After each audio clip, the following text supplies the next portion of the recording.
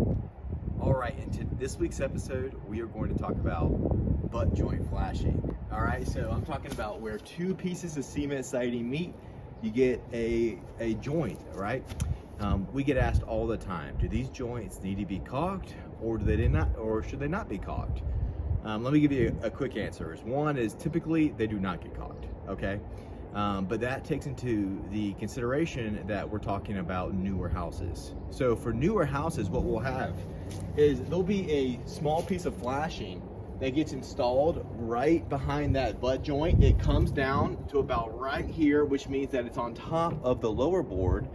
So any rainwater that comes in here hits this joint, hits the flashing, and then runs right on top of the board that's underneath it. So it's not a problem at all.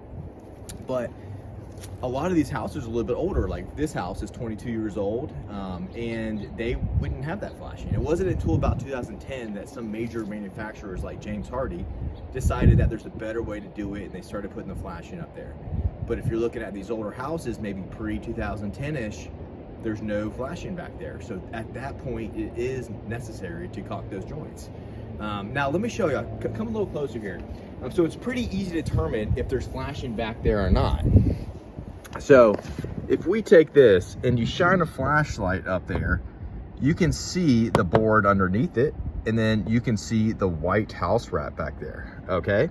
So if you're looking at this and you're seeing the white house wrap, then you know the flashing's not there, right? So in this scenario, we do have to put, this would have to be caulked.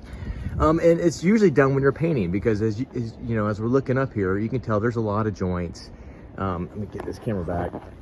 There's a lot of joints, and the caulking will fail over time. So typically what happens is it gets resealed every time the house gets painted. So I hope that helps answer the question, do siding joints need to be caulked or not?